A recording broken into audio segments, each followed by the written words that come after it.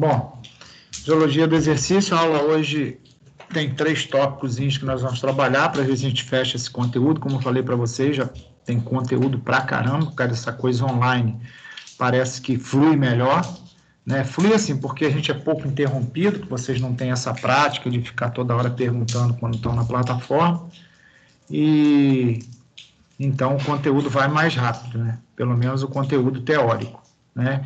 E depois disso eu vou ver o que a gente pode fazer em termos práticos. Então, a aula de hoje vai falar sobre metabolismo, certo? Que é o que está faltando. As vias energéticas, que a gente já entrou nela em quase todo o período, falando sempre do ATP, da fosfocreatina, do glicogênio, né? da oxidação. Então, a gente vai falar mais específico sobre elas também, tem um tópico hoje, não é grande, mas tem que prestar atenção, porque todo trabalho de atividade física com algum objetivo é fundamentado em cima das vias energéticas, é ela que vai dar combustível para a gente fazer determinados trabalhos, ou seja, todos os trabalhos. Só de acordo com ela, né, é que a gente traça os objetivos. Né? Se eu já falei para você em outras vezes, se eu quero trabalhar força e potência, eu uso uma via energética. Se eu quero trabalhar endurance, outra via energética. Se eu quero trabalhar uma contração um pouquinho mais longa, outra via energética. Então, prestem atenção nela. E o outro tópico é o metabolismo no exercício, que muito se fala hoje, eu estou até com uma coisa mais, né, que está se discutindo muito, que é o EPOC, né? O EPOC é o efeito que a atividade dá pós o exercício. Então, o metabolismo do exercício vai focar muito em cima do EPOC, vai focar muito em cima do gasto de qual a melhor faixa de frequência cardíaca, de intensidade para se queimar determinados, né, nutrientes, ou seja, ou carboidrato, ou glicogênio, o glicogênio e carboidrato é quase a mesma coisa, ou a gordura, né? Então, a gente vai os 3 tópicos hoje, tá certo? Vou começar abrindo aqui, não tem como ficar esperando muito, já são 7h12, senão atrasa demais. Mesmo porque com essa chuva pode até que caia, né, a energia, então é bom a gente já começar logo. Certo? Vocês estão me ouvindo direitinho aí ou tá complicado? Tá tranquilo, tá muito tranquilo. Beleza, show de bola. Vamos lá.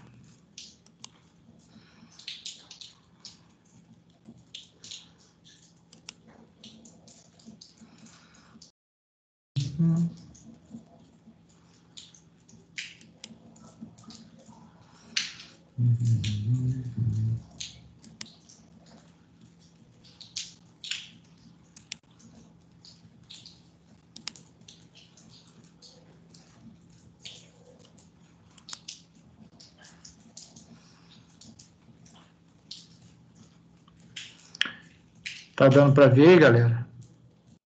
Vê se abriu aí. Metabolismo.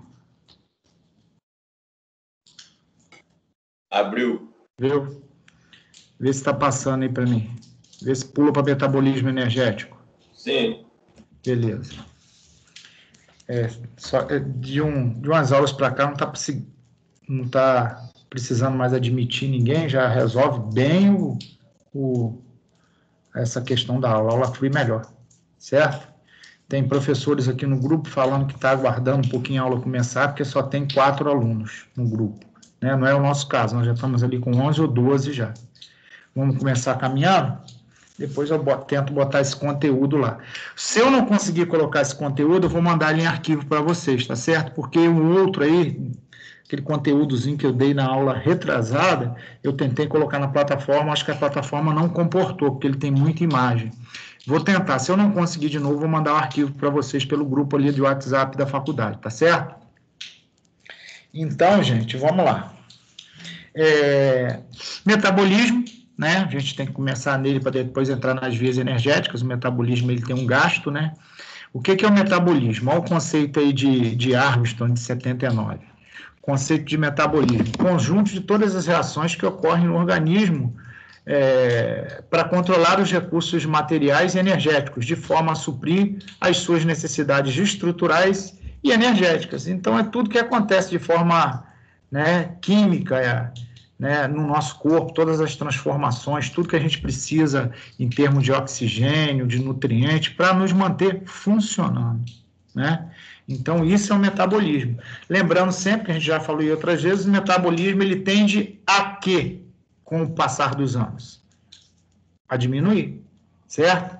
Então, muitas das vezes, o corpo da gente sofre uma série de transformações por conta desse metabolismo ir diminuindo com o passar dos anos, né? O metabolismo mais acelerado, quer dizer, suas funções mais aceleradas, você consome mais oxigênio, consome mais calorias. Menos acelerado, consome menos oxigênio e acaba, né, menos calorias. Então, está aí o conceito de Armstrong sobre metabolismo. Conjunto de todas as reações que ocorrem no organismo para controlar os recursos materiais e energéticos de forma a suprir suas necessidades estruturais e energéticas, né? Se eu estou correndo, né, ou estou parado, né, meu metabolismo ele vai se diferenciar. Se eu estou parado, ele está mais lento. Se eu estou em movimento ou fazendo exercício, ele está mais acelerado. Se eu estou parado, a minha demanda, a minha necessidade de oxigênio é uma. Se eu estou em movimento ou fazendo exercício, a minha demanda de oxigênio é outra. Então, o metabolismo ele sempre vai regular de acordo com o que a gente está, né, fazendo com o nosso corpo, ou o que nós estamos submetendo ao nosso corpo. Tá certo? Se ficar alguma dúvida, me interrompam, por favor. Aí vem metabolismo. Vamos quebrando o metabolismo. Falamos do metabolismo geral, vem o metabolismo energético. Conjunto de reações químicas, né? Química, a gente não transforma os nossos nutrientes em energia, não precisa ter essa reação para nós termos energia.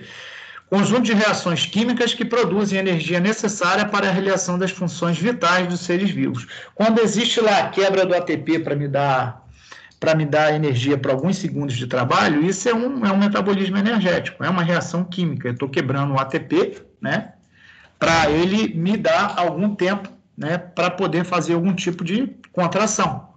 Então, faz parte do metabolismo energético, é uma reação química, é uma classificação também de Armstrong, nós estamos pegando aí de 79, certo? Então, é um conjunto de reações químicas que produzem energias necessárias, né? Se eu estou fazendo uma contração, eu preciso de energia para aquela contração, mas eu preciso que haja no meu corpo uma reação química, né? No caso aí do ATP vai ser uma hidrólise, né? Que ele tem que ser quebrado em água, então ele quebra e me dá alguns segundos para que eu possa fazer aquela contração. Se não existiu ATP, nós vimos isso até lá quando nós estudamos o mecanismo da contração. Se não houver ali uma suplementação alimentar, se não houver um combustível, eu não consigo fazer. Não adianta chegar ao potencial de ação, né, dado pela placa no músculo, né, ele descer lá, né, pelo tubo T, retículo sarcoplasmático, liberar o cálcio chegar até a quitina e a miosina para inibir a ação da tropomiosina e da troponina, não vai adiantar nada. Todo esse processo, se eu não tiver combustível para fazer a contração, certo? Então, essa contração, ela faz parte, né, essa reação química, ela faz parte do metabolismo energético, correto? Show, Miguel? Aí, você vai fazer comida para você? Você vai fazer sanduíche para você? Vou. Aí, faz um para mim, deixa guardado. Você quer quantos? Valeu? Uma só. Valeu? Bota um presuntinho, um queijo aí para papai. Nós estamos dentro d'água. Minha mulher viajou, galera. Estou eu e eles aqui sozinhos. É a lei mais forte aqui. Tá uma zona. Então, vamos lá. Show. E vem aí metabolismo basal. O metabolismo basal é o mínimo de energia necessária para que o organismo consiga realizar suas atividades básicas em repouso. Basal, né? Vem de repouso.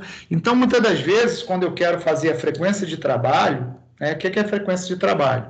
Né? Eu predizer a frequência que eu quero trabalhar com aquele aluno naquele determinado exercício. Muitas das vezes eu peço para ele me trazer o metabolismo basal, que é aquele metabolismo que ele pega, assim que ele acorda, ele não fez nada, ele está lá dormindo, acordou pela manhã e peço ele para medir a frequência cardíaca. Esse é o que dá mais certo, esse metabolismo basal. E a gente sabe que o metabolismo de repouso é aquele que a gente pega antes da atividade física. Esse não é muito bom porque ele já sofre algumas alterações pré, né? Atividade, então acaba alterando. Então, o metabolismo basal é o mínimo de energia que você gasta para se manter vivo, né? Para que você possa realizar todas as funções. Então, muitas das vezes você está dormindo, mesmo dormindo, você consome calorias, né? Você precisa de nutrientes para poder manter seu metabolismo basal, tá? Olha ele aí, ó. Metabolismo em repouso. Por razões práticas, a taxa metabólica basal raramente é medida. Por que raramente é medida a basal? Muitas vezes eu quero fazer um trabalho com meu aluno na academia, ele chega lá, você sabe sua frequência basal? Ah, não. Então eu acabo pegando de repouso mesmo para poder jogar lá na predição de frequência de trabalho.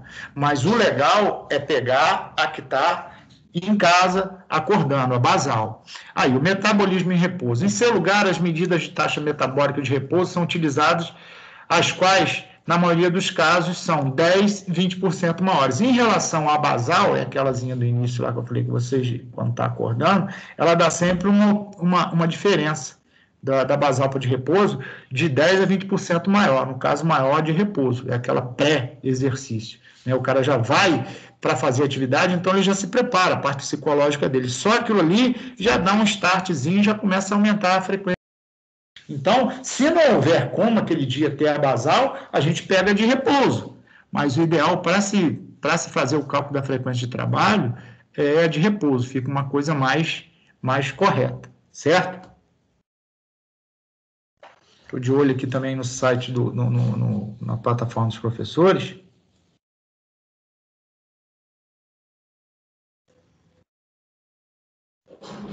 Já está regularizando. Show, galera? Viram a diferença? Metabolismo geral, que é o conjunto de reações, metabolismo energético, né, que são as reações químicas para nos dar energia para fazer o que a gente tem que fazer, metabolismo basal, que é aquele mínimo para manter as nossas necessidades, né? Muitas das vezes a gente vai pegar essa frequência, pega ela dormindo, assim que acorda, e o metabolismo em repouso, né? Quando a gente está em repouso, mas já desperto, certo? Bom, aí a gente tem aí um quadro dos gastos energéticos, né? A gente não gasta energia só com movimento, né, gente? A gente, para se manter vivo, gasta energia com outras coisas também. A gente tem um gasto aí de 10% de efeito térmico da alimentação, né? Tem alimentos que a gente come, além dessa reação química, né, que tem, muitas das vezes a reação química produz calor, né? Toma um café, usa uma canela, né? Um termogênico que eles falam, que são esses alimentos que quando quebram, são metabolizados, produzem mais calor no nosso corpo. Isso é um efeito térmico. Esse efeito térmico, ele tem um gasto energético também.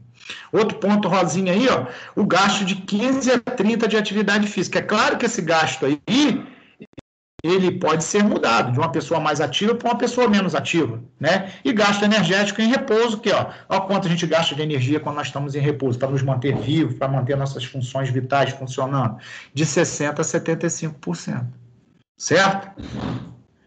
Então, aí a gente tem uma visão do gasto energético do nosso metabolismo, do ser humano, né? De um indivíduo. 10% de térmico de alimentação, 15 a 30 de atividade física, e isso pode ser, né?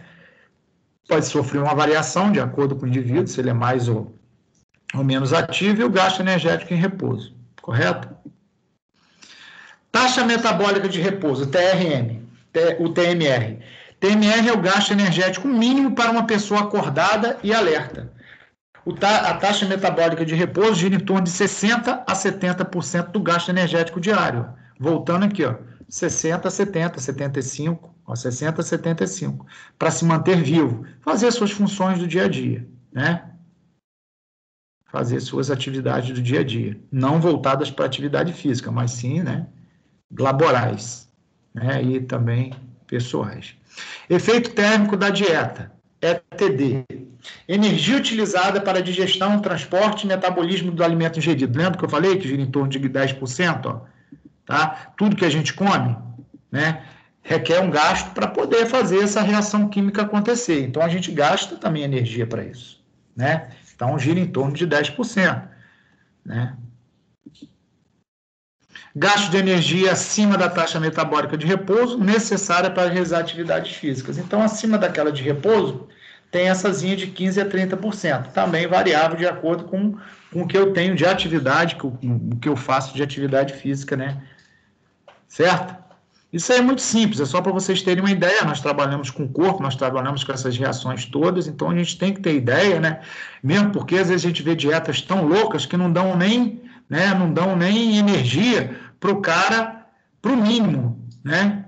Para ele ter essas funções de 60, 75 do seu dia a dia. Às vezes nem isso. A gente vê muitas das vezes aluno em escola, aluno em academia, aluno em clube, chegando lá, né, com alguma restrição alimentar, algum jejum desse louco, e com 10, 15 minutos de trabalho, ele começa, ai, professor, tô tonto, ai, professor, minha vista está escurecendo, ai, eu acho que eu vou cair. Aí você olha, os lábios estão roxos, aí pergunta aí, comeu alguma coisa? Ah, não comi nada hoje antes de vir para cá, não, estou fazendo uma dietinha, pá. Então você logo, né, mata que é uma hipoglicemia, ou seja, ele está... que é o primeiro combustível que o corpo dele pede, quebra o ATP, depois vem um glicogênio. Não tem um glicogênio, como é que faz?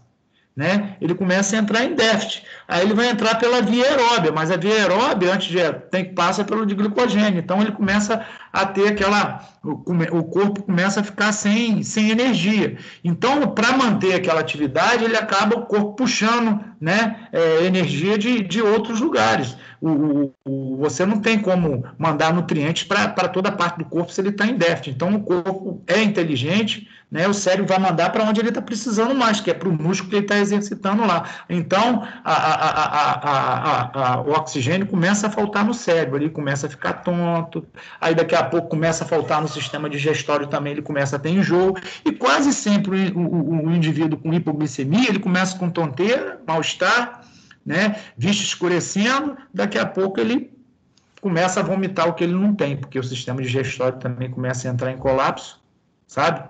Então, muito cuidado com essas dietas aí, nossos alunos e a gente também, né? As coisas têm que ser muito bem orientadas, né? Eu acho que dentro da nossa atividade, ela cresceu tanto, ela se popularizou tanto, a oferta é tanto de profissionais de educação física, também tanto de nutricionistas, que eu acho que é muito mais fácil nós como profissionais de educação física, evitar ficar falando besteira, né? Ou que indicar isso para tomar, ou aquilo outro para dizer que é o fera, né? Que é o fodão, toma isso, conversa com fulano de tal que ele sabe. Para com isso, gente, isso não é obrigação nossa, não. E se for pensarmos de forma ética, nós estamos até errados, cara. É a mesma coisa do nutricionista passar atividade física. Vocês ficam tudo, né, balançando. Quem está passando de viagem, você é nutricionista, médico? É a mesma coisa o profissional de educação física fica mandando o cara tomar alguma coisa. Então não é a nossa área.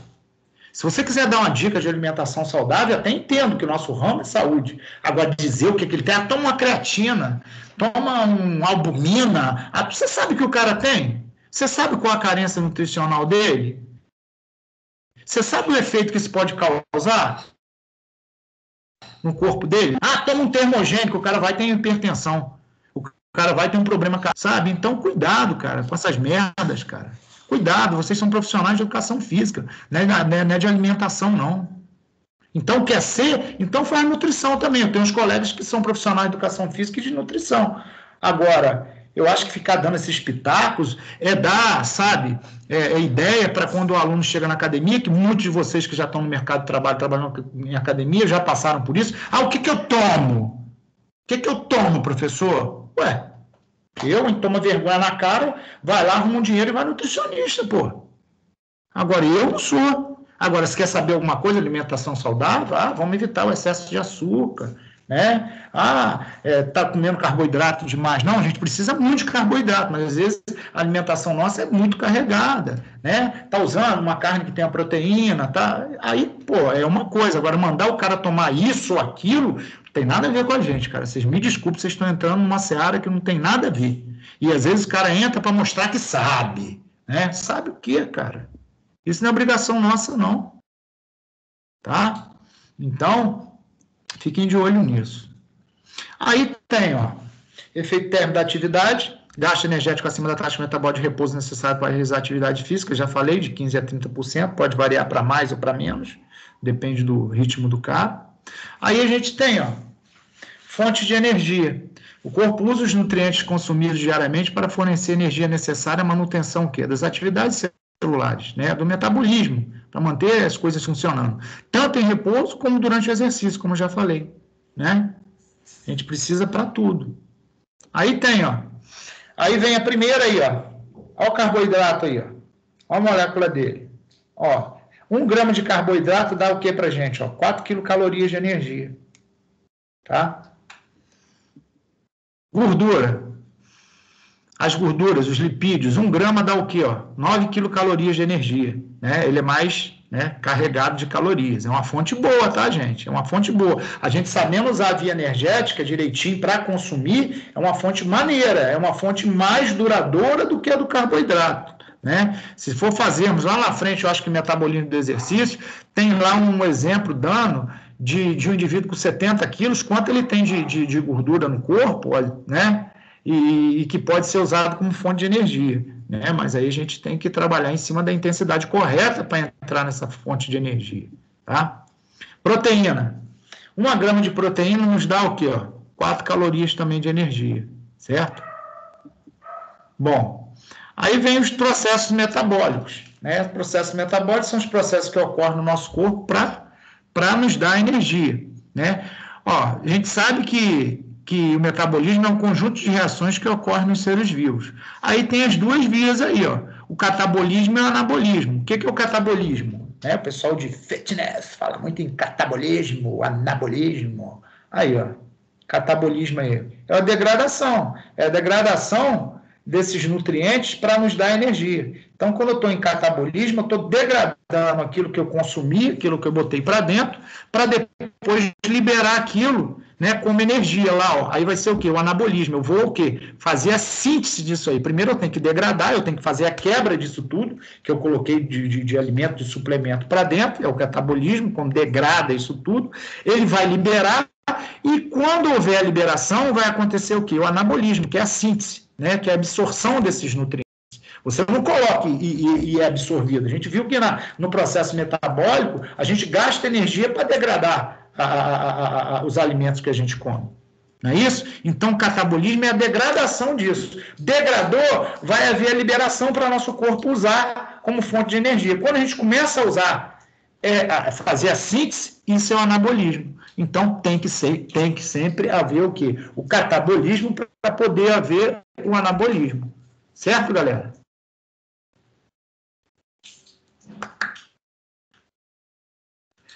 Catabolismo, ele degrada e libera. Anabolismo faz a síntese que ele absorve. Liberou, vem a fase anabólica, que é a síntese e a absorção dessa energia, dessa transformação do que a gente comeu em energia, certo? Ou ATP, ou glicogênio, ou a proteína, ou o lipídio, seja lá o que for, certo? Então, vai haver sempre as duas fases, né? Porque ainda tem uns loucos aí que de fit falam, não vou catabolizar, não posso, catabolismo, não, eu vou perder. Como, gente? Vai perder o quê? Catabolismo não é para perder nada, não. É para degradar. Como é que vai ter anabolismo se não tiver catabolismo? Hã? Loucura, loucura. Vamos estudar para eles. Aí, ó. Olha que bonitinho esse desenho. Catabolismo e anabolismo.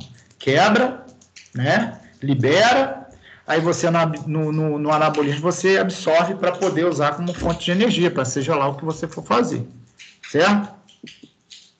Catabolismo, aí tem definição, tudo tem definição. Reações químicas para degradação de moléculas. São reações de degradação. Quebra, quebrou, degradou, libera. Aí o que acontece? O anabolismo, reações químicas para a formação de moléculas mais complexas, são reações de síntese, de absorção. Certo?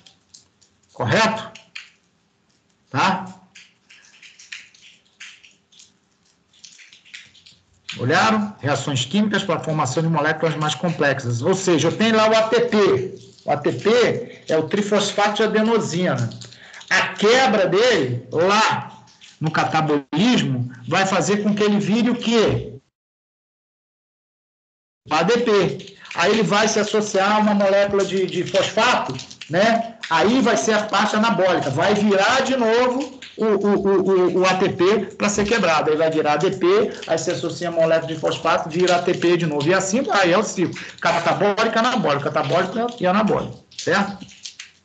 Então, o ATP aí, ó, é o doador de energia universal. É a primeira fonte que a gente utiliza. Seja qual for a atividade que vocês forem fazer, escolher a via energética, ela vai passar sempre pelo ATP. Tem que haver sempre essa primeira quebra. Nunca vai pular para a oxidativa direto, né? Que são 3 vias, né? O ATP, né? Que é o fosfagênio primeiro, depois o glicogênio, depois a aeróbica, que é oxidativa. A gente nunca entra direto, não. Sempre vai passar por ela.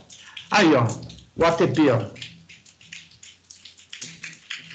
Deixa eu ver se está chegando mensagem do professor aqui. Aí, o que acontece? É o ATP, ó. Mais água vai dar o quê? Por que a água? Porque o ATP, o trifosfato de adenosina, ou adenosina trisfosfato, seja lá como vocês falem, vai ser o quê? Degradado, vai ser quebrado em água, né? Vai haver uma hidrólise aqui, vai quebrar ele vai, né? Ele vai ser quebrado, ele vai virar ADP, ele vai se juntar de novo uma molécula de fosfato, vai ser doado como energia e vai voltar aqui de novo para fazer todo o processo. É assim que vai sendo. Enquanto a gente tiver energia no corpo, ele vai se ressintetizando, tá? Tranquilo? ATP, mais água onde é feita a hidrólise, vai dar o ADP, né? Que se junta lá ao fosfato para a gente ter energia, tá? Show? Aqui a gente tem o metabolismo anaeróbio e aeróbio, né?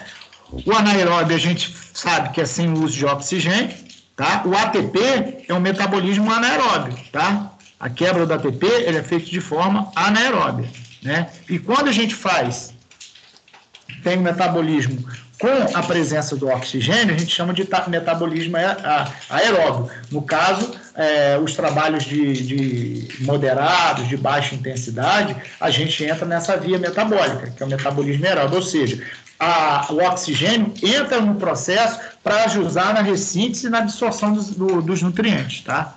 Então, a gente tem essas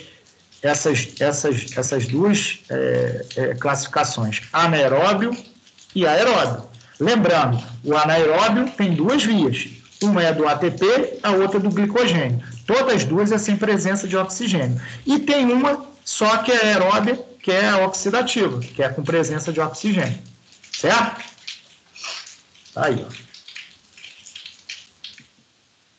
Aí a gente vê aquilo que eu falei com vocês, que eu vou dar mais concentrado ali na hora que a gente terminar de falar sobre metabolismo. A gente tem as vias metabólicas, vias energéticas, o ATP-CP, que é o ATP fosfocreatina, que é aquela que nos dá, ó, vê se vocês estão vendo a linhazinha azul aí, ó. 10 segundos é o ápice dela, depois ela já começa a cair. Ela já não serve mais para a gente. Se for um exercício contínuo, ela não vai servir para a gente. Ó, o ápice dela aqui, ó, 10 segundos de trabalho. Tem a segunda via anaeróbia, essa é a primeira, o ATP-CP. Lembra que eu falei que são 2 vias anaeróbias? Então, as vias metabólicas têm 2 anaeróbias, que é a ATP-CP, que nos dá sustentação para o trabalho em 10 segundos. E a segunda via anaeróbia é o anaeróbio lático. Por que é anaeróbio lático? Porque a quebra dela, né, a degradação do glicogênio, né, que é a segunda via aeróbia do metabolismo anaeróbio, né, ela vai dar o quê? Ela vai produzir ácido lático, por isso que ela é chamada de anaeróbio lático. O primeiro ATP é anaeróbio alático, porque a quebra do ATP não produz ácido lático, tá? E o segundo, anaeróbio, que é o do glicogênio, que é a quebra do glicogênio, vai ser anaeróbio lático, porque a quebra do glicogênio vai produzir ácido lático, certo? E tem a terceira via, ó, o anaeróbio lático, esse, né, com a quebra do glicogênio, vai me dar, né, uma resposta aí para uns 20 segundos só de trabalho. Também é curto. Aí entra lá na jogada a terceira via, né, metabólica, que é a oxidativa, né, que é a via aeróbia, né, que nos dá, né, começa a funcionar a partir de 3 minutos, ó. De 20 segundos, ó, ela começa a entrar na parada e vai subindo, 3 minutos e vai embora. Enquanto a gente tiver energia, para a contração ela vai fazendo 20, 30, 40, 50, 60, 1 hora, 2 horas. Então tá aí, ó, as 3 vias metabólicas.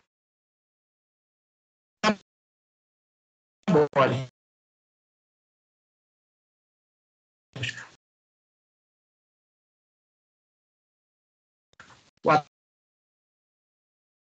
ATP-CP, que é o trifosfato de azenosina, que é ácido lático, e tem a terceira via, que é aeróbia, né, que é oxidativa, que usa oxigênio, que me dá sustentação para trabalhos bem mais prolongados, tá certo? As 3 vias metabólicas aí. Aqui a gente, por curiosidade, por vocês que são profissionais da área, eu botei a mensuração do gasto energético. Existe até mensuração para gasto energético. Como existe predição, medição direta, né, de frequência, de VO2, também tem mensuração para gasto energético. Ó, como que a gente classifica essa mensuração de gasto energético? Calorimetria. Em termodinâmica, calorimetria é o ramo da física que estuda as trocas de energia entre os corpos ou sistema, quando essas trocas se dão na forma de calor. Ou seja, quando você está fazendo atividade física, você produz calor. Além da produção, tem a queima de calorias, né? Então, tem uma forma de se medir isso na fisiologia. Olha aí, ó. Calorimetria direta. Lembra que também tinha VO2 direto, VO2 indireto? VO2 direto era na máquina, VO2 indireto a gente calculava pelos testes.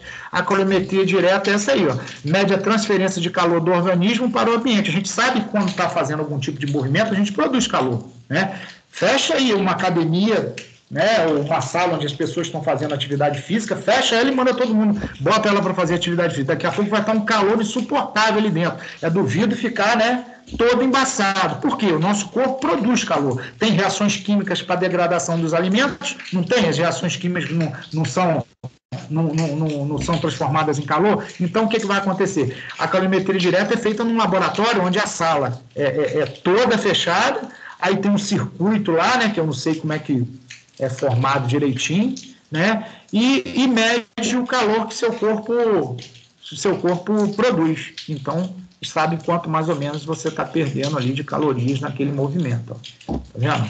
Como é que é o sistema da sala aí, para mim fazer a calorimetria direta? Um aparelho, aí tem tubo, né, para entrada de ar, tubo para saída de ar, né, tem um isolamento, tem água que corre pelo teto. O troço é meio complexo, sabe? Mas é para vocês terem uma ideia. Calorimetria direta, está aí, oxidação de substrato energético, carboidrato, lipídio e proteína são os alimentos. Mas o oxigênio vai gerar o quê? Calor, né? O calor liberado para 1 litro de oxigênio consumido é de 5,01 calorias por litro de oxigênio. Isso tudo é medido lá nos equipamentos. Ó, aí vem carboidrato, lipídio, que são os carboidratos, lipídios e proteínas, são os alimentos, mais oxigênio, vai ser degradado, né? Ele está correndo lá na esteira, então ele está usando a via energética oxidativa, ele vai ser degradado, vai gerar calor e energia. Mas vai dar sempre o que? A sobra disso, ó, CO2, que é o que a gente coloca para fora, e H2O, que é água, muitas vezes o líquido que a gente coloca, certo?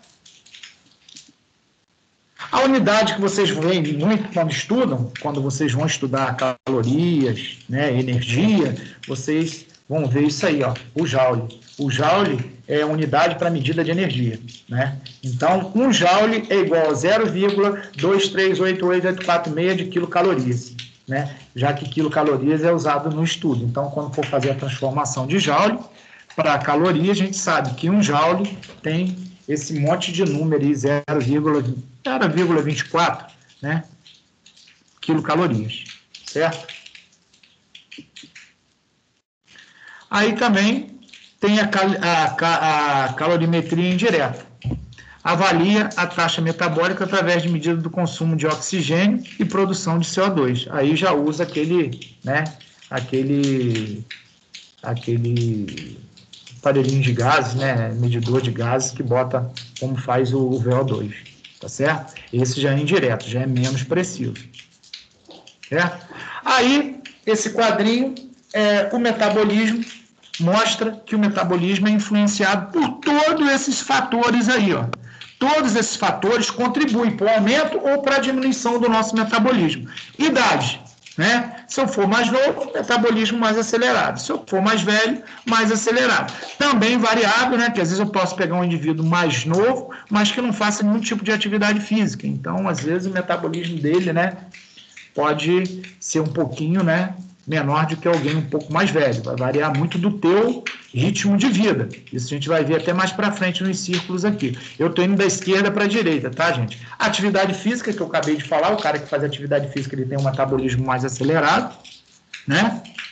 Então, massa muscular, lógico, quem tem massa muscular, porque muitas das vezes, antigamente falava-se assim, não faz trabalho resistido não, não faz trabalho de peso não, porque o trabalho de peso não emagrece não, né?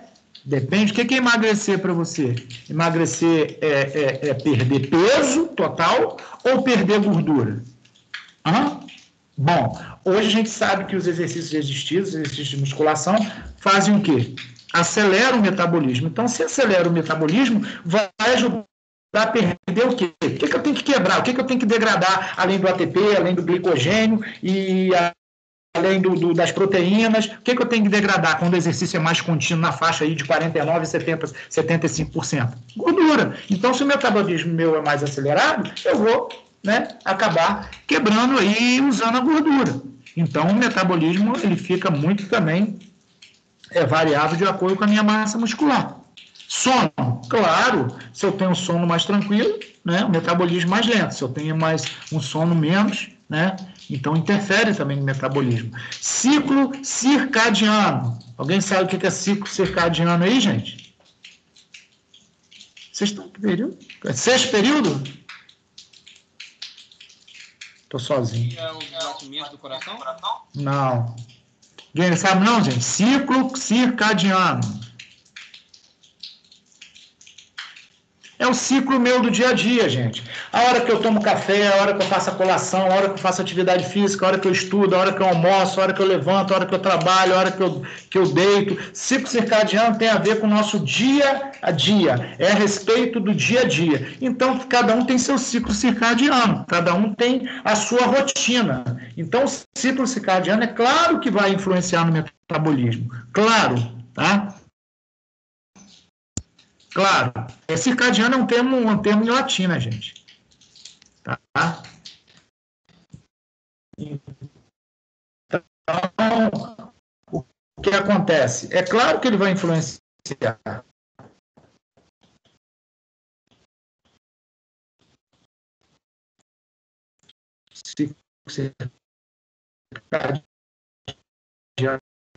Um ambiente mais calmo, meu metabolismo fica um pouquinho mais relaxado. Se eu tiver mais, né, um ambiente mais conturbado, eu começo a me excitar, ficar um pouco mais, né. Fatores hormonais, claro que os fatores hormonais pesam, né, principalmente testosterona, né, noradrenalina, adrenalina, isso tudo influencia. A dieta, a gente sabe que a dieta influencia, tanto é que tem pessoas que tomam termogênicos aí para poder dar uma aceleradinha.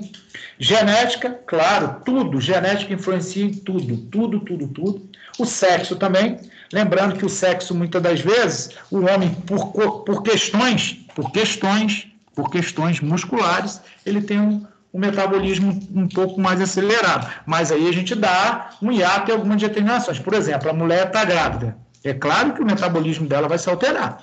Ela está gerando um ser dentro dela, então o que vai acontecer? Logicamente, esse metabolismo vai subir. Também, está menstruada, também altera o metabolismo da mulher. Tá? Tamanho corporal tem muito a ver com a massa, né? Tamanho corporal e a idade a gente já falou. Então, todos esses fatores que eu citei para vocês aí, eles influenciam no metabolismo, né? Na produção, na degradação, né? Dos nutrientes e de tudo para manter o nosso corpo em funcionamento. É isso que eu tinha para metabolismo aí para vocês, certo? Show? Show?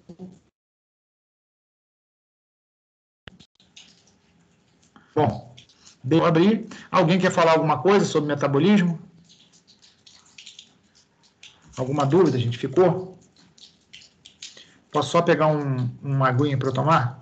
Rapidinho.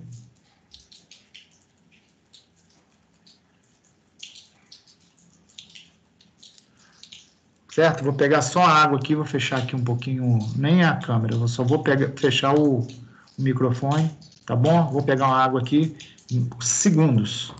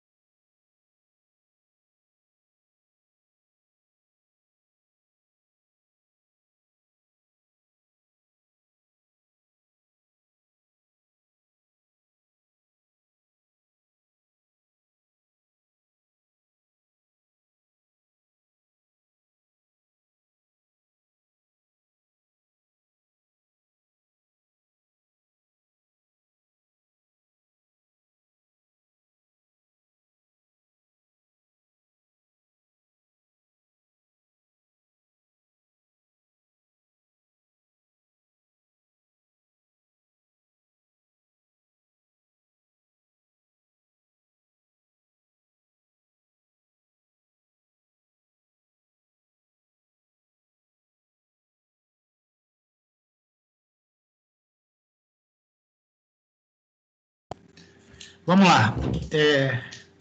Deixa eu buscar aqui o outro. Aí a gente vai falar sobre as vias energéticas, tá?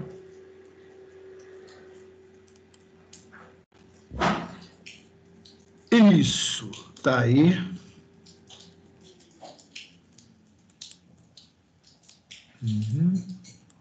Eu tenho que voltar lá.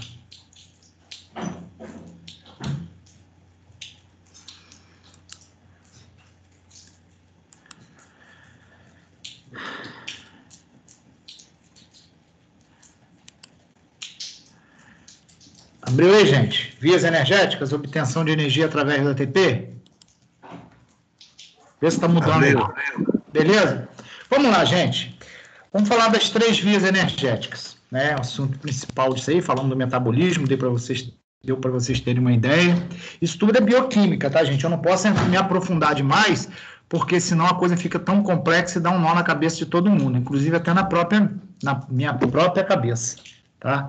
Então, mas como a gente trabalha com fisiologia do exercício, eu não tenho como não dar isso. Eu acho que tem alguns profissionais que nem fazem isso, né? Mas eu acho uma covardia não passar isso para vocês, né? E coisas assim, que se eu entrar pincelando, vocês vão ter uma ideia, porque o que vai é o norte do trabalho de vocês em cima da fisiologia do exercício, né? A fonte, a via energética, ela dá, né, um norte para o trabalho que vocês vão realizar com os alunos de vocês, seja onde for. Tá? Então, a gente viu que tem 3 vias energéticas. 2 delas são anaeróbias e uma aeróbia.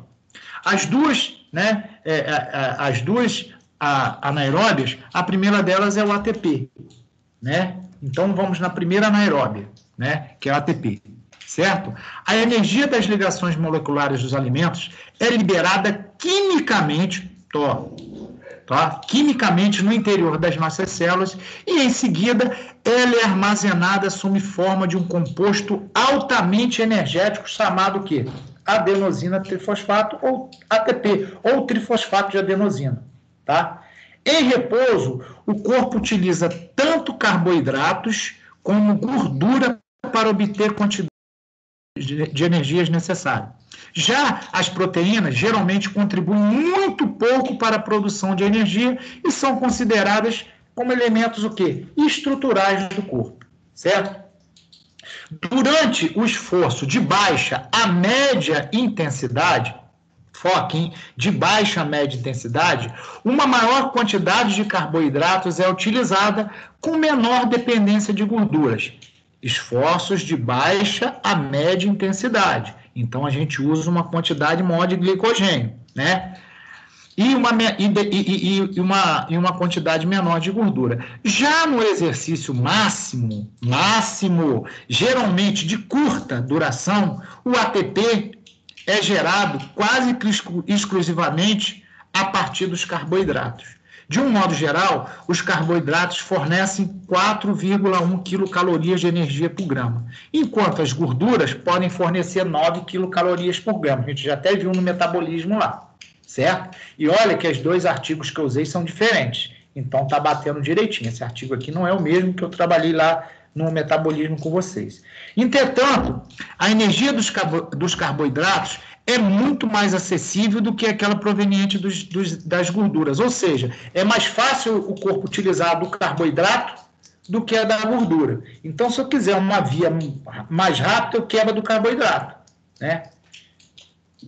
Bom, mas como a energia é utilizada? Essa é a pergunta, né? Como que a energia é utilizada? Quando a enzima ATPase atua sobre o ATP, o último grupo fosfato separa-se da molécula. Lembra que eu falei do fosfato? Que ele precisa entrar na parada para virar ATP de novo? Então, separa-se da molécula. Quando a ATPase atua sobre o ATP, sobre o trifosfato de adenosina, um grupo de fosfato separa da molécula. Quando faz essa liberação dessa molécula de fosfato no ATP, ela libera uma grande quantidade de energia. Só que o que acontece com ela? Quando ela libera essa quantidade de energia, quando quebra ela é reduzida. E ela vira o quê? Adenosina difosfato, porque ela perdeu um fosfato, ela era tri. Perdeu um, ficou difosfato, né? E um fosfato livre. Ela passa a ser um fosfato livre, que é uma adenosina, então é um fosfato livre. Certo? Então, dessa forma que o ATP produz energia. Quando existe a quebra dele, né, se dissocia ele de uma molécula de fosfato, né, aí gera a energia. Bom,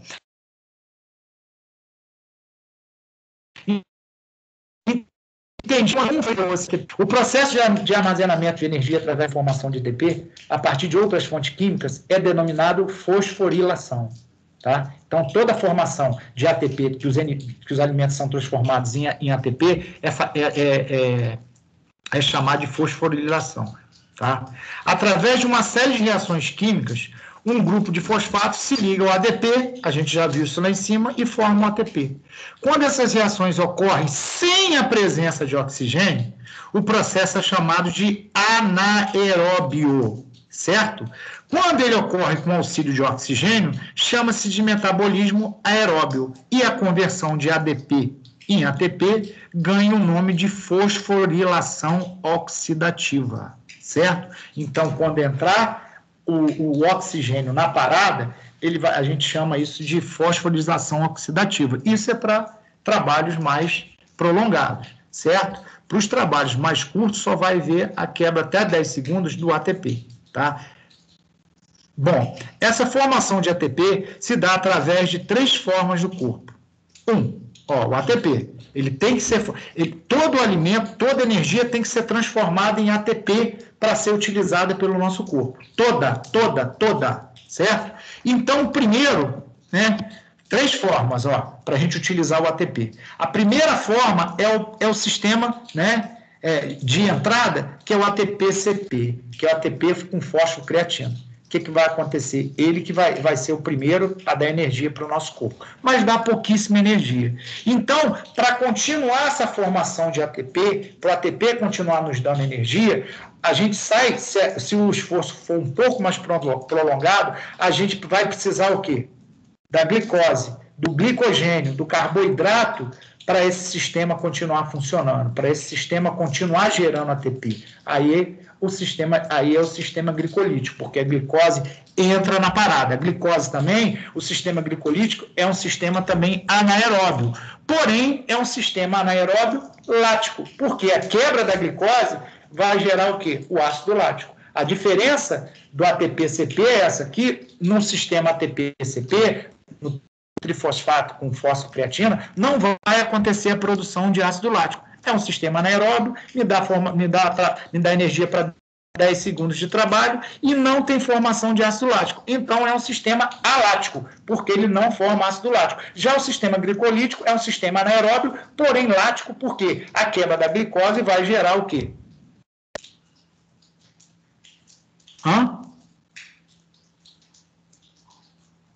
Fala, gente. Não acabei de falar? O ácido o quê? A quebra da glicose. O ácido lático. Oi, vocês estão me ouvindo? Sim, mas vem quando dá uma travada. Tá ruim assim, gente? Bom, falamos dos dois sistemas aí, das duas primeiras vias, que é o ATP-CP, que é o trifosfato de adenosina fosfocreatina, para 10 segundos de trabalho, né, que é o sistema alático, e do sistema glicolítico também, que é anaeróbio, porém lático, porque a quebra dele vai me dar o ácido lático. Por último, temos o sistema o quê? Aeróbio, que é o sistema oxidativo. Aí o oxigênio tem que entrar na parada para a produção do ATP, certo? Um é a fosfocreatina, outro é a glicose e o outro é o oxidativo, que é o último que entra, que me dá, né, combustível para esforços muito mais prolongados, certo? Essas são as três vias. Vamos lá.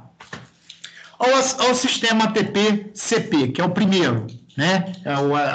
O anaeróbio é o primeiro, né? Esse é o sistema energético mais simples, ele é bem simples mesmo. Teve a quebra, dissociou um fosfato ali, dissociou, vai ter a quebra e vai gerar. Então, é o sistema energético mais simples e que fornece energia ao corpo de forma mais rápida. Além de ATP, as moléculas possuem o quê?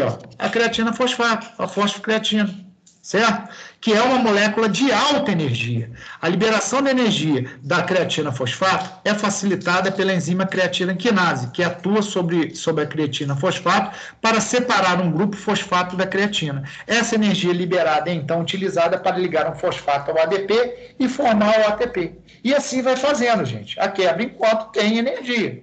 Depois ela vai parar, que é a primeira. Então, vai precisar o quê? Entrar um outro processo para continuar gerando ATP.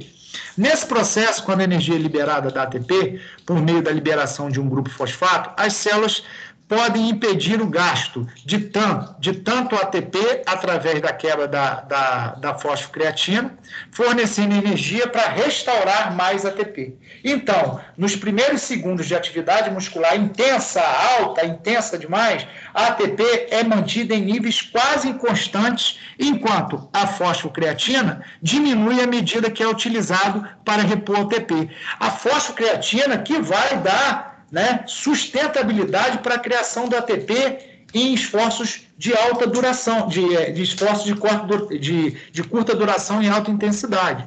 Só que ele é um sistema muito limitado, ele vai acabar, a fosfocreatina vai parar. E o que vai acontecer? Ele vai parar. O corpo não vai haver mais contração. Dessa forma, a produção de energia por esse sistema é limitada. Os estoques de ATP e CP no músculo podem sustentar entre 3 e tem gente que fala 15 segundos em esforços máximos, mas depois acabou. A creatina fosfato ela não vai conseguir mais ficar fazendo a ressíntese. Ela é limitada. Ela não vai conseguir mais fazer a ressíntese do ATP. O que vai acontecer? A produção de energia vai parar, a gente não vai conseguir mais fazer. Por que o esforço de alta intensidade, a gente tem que parar e dar um tempo para poder, de uns 3 minutos para poder, né, se recuperar? É porque em 3 minutos a gente consegue fazer essa ressíntese de creatina fosfato, certo? Aí já vai me dar energia de novo para dar outro startzinho, outro tirozinho lá de 10 até 15 segundos no máximo, certo? Bom, aí, ó, uma imagenzinha, ó, da contração muscular. Tá vendo? Creatina, fosfato, aqui é a quinase, creatina mais o fosfato vai me dar energia. Energia mais fosfato vai me dar ADP. Juntou o fosfato com ADP, vai virar ATP. E o que vai acontecer? Contração muscular. Só que esse sistema, ó, o sistema aí, exercícios anaeróbios aláticos, ou seja, sem a presença de ácido lático. Ou seja, alta intensidade e curta duração. Estourando, às vezes não chega nem a 15 segundos, certo? Limitadíssimo a creatina fosfato. Então, acabou, caiu, não vai ter mais contração. Você vai ter que esperar um tempo para ela ser resistentizada, certo? Essa aí é a primeira via, certo?